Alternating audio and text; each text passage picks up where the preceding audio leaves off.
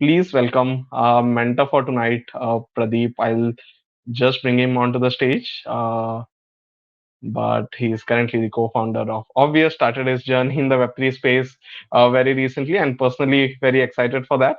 Prior to that, he has had a tremendous career spanning leadership roles at some of the biggest consumer companies out there, including Swiggy, Ola, Grab, Flipkart, and more. Can't wait to learn from all of his experiences tonight. So, Pradeep, welcome to our community. So Reid Hoffman said this thing, right? And entrepreneurs are the ones who just jump off a cliff and then build a play on the way down. These are your founders, these are your entrepreneurs. Where do the product folks come in, right?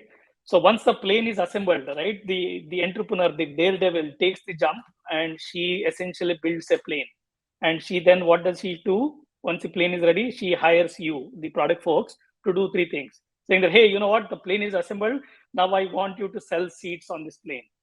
Oh, by the way, as the plane is going deeper, maybe my tank size is small. I need you to figure out a strategy to refuel the plane on the way, right? And by the way, I also want you to build a cruise on autopilot mechanism so that it just works beautifully well. And I don't want to listen to anyone else. Once the flight plan is done, it should go in, right? So this is the journey that we are going to embark on over the next 90 minutes. I hope all of you have your seatbelts on.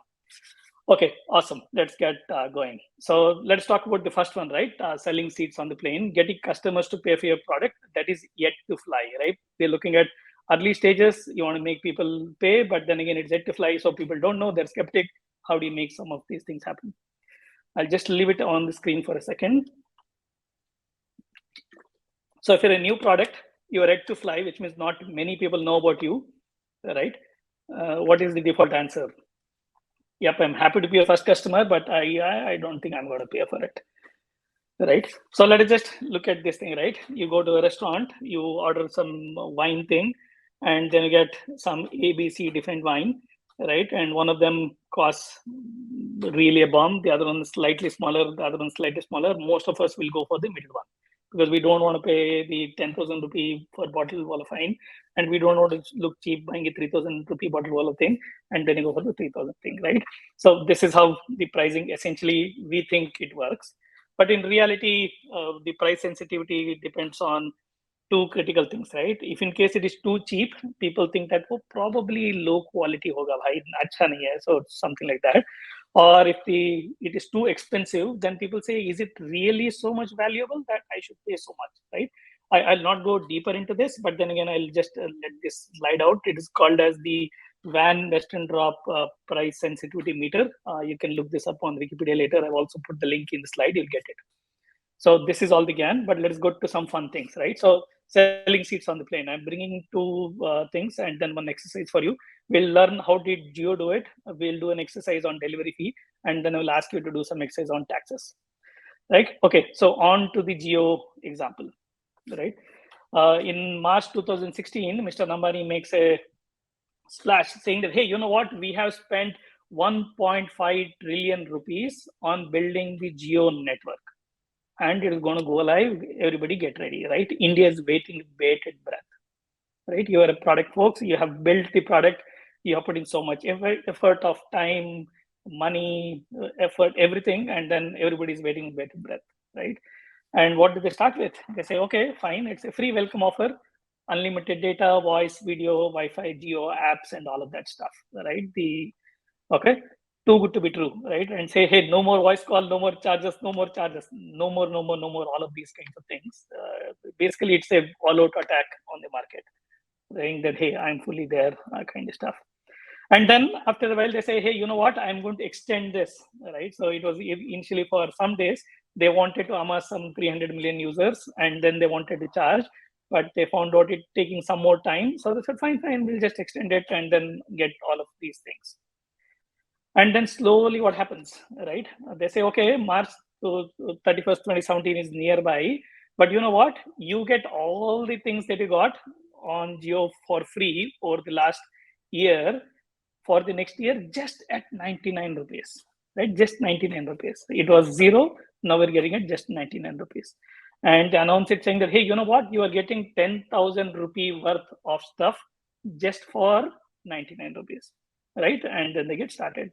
Millions of people, including me, signed up, got the SIM, enjoyed the stuff. Then I say, okay, Prime hai, theek hai, 99 rupees, it's okay, let me go for it, right? And next year happens, 2018 comes in, you see what has happened. Tell me what is the lowest size plan you can see. The lowest size plan you can see is 149. So I was anchored to 99 for the whole year. Now I am anchored to 149, right, for a month. Okay, that is not enough because, hey, just SIMs and plans are not good enough. Why don't I do India 2G Mukt, right? I'm going to get everyone a Jio phone, which is 4G. Again, this is going to be really, really free because you're just paying 1,500 deposit. Whenever you return the phone, you'll get the money back. But otherwise, you get that rental for 2 years, right? All of that happens. And this is the plan that they launch with. So I want you to carefully look at few numbers here, right? So what is happening here, right? So they said, what is the minimum number that you can see on the screen? It is 127. What is the minimum number earlier? It was 149. So technically, man, you're getting it cheap, right? But the fun thing is here. You see this? The validity has now become 15 days. Earlier, you would get it for one whole month, right? So now the anchor was 19.0 for the whole year. Then the anchor became 99 for the whole year.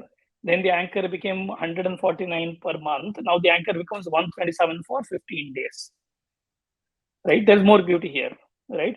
Then they change the rounded numbers into slightly smaller numbers. Instead of 30 days, it becomes 28 days. Instead of 90 days, it becomes 84 days. You are getting 6% better margins just by changing these things. Isn't this brilliant? Right? Okay, so then what happens? Jio says, okay, we have built a massive consumer base, right? We are the platform on which India is going digital. And then they say, okay, let us get people like Facebook and Google, all of them wanting to get in India to invest in us. How much did the Jio put investment? What was the investment Jio put in? 1.5 trillion rupees in 2016. Right, and they sold a stake of around 32%. It is not 33%. Please keep that in mind. It is 32%, right? And then they're able to get the biggies of the world to invest in them, right? So all the money they put, somebody else has paid them back, and they still hold more than 2/3 of the control in the way things work, right? So what are we looking at here? Right, in Bangalore, why are the delivery fees probably 100 rupees and so on? Why are we happy to pay that? Because if in case I have to take my bike and go there, it is going to cost me easily 20-25 minutes. If in case I take an auto, it is going to cost me probably, if in case the auto guy wants to come there, maybe it costs something, right? And if in case I have to take an Uber or Ola or drive myself, it is going to cost me more, right? So this is the exact cost that I am bearing, and that is what I pay to the driver. And what happens to the discount? Who pays for the discount? You and I pay for the discount, right? So essentially, hey, what is happening here, right? We usually look at products, and whenever we look at pricing products, we'll take a very myopic view. What is myopic view? Nearsightedness. You can see only things in front of you. You can't see things which are far away, right? So what is the key takeaway here? You need to price the ecosystem, never price the product. Right? We saw in Nellore, even within Nellore, we saw different restaurants. Even within different restaurants, we saw the one who promoted, the one who didn't promote. Right? You are pricing the ecosystem. In ecosystem, there are budding restaurants who want to come up. In ecosystem, there are very strong restaurants who have good pricing power. So you deal with them appropriately. Right? So naturally, you need to have a basket of product that you have to understand the loss makers and the rainmakers. I'm sure all of you would have gone to these grocery stores. The onions and potatoes are sold at a loss or at least near at cost in the hope that you'll buy the bendi and a whole lot of other vegetables, which are extremely marked up, and then they pay money, right? And the fun thing is you don't have to discount it for the user. You need to figure out who is going to pay for the discount.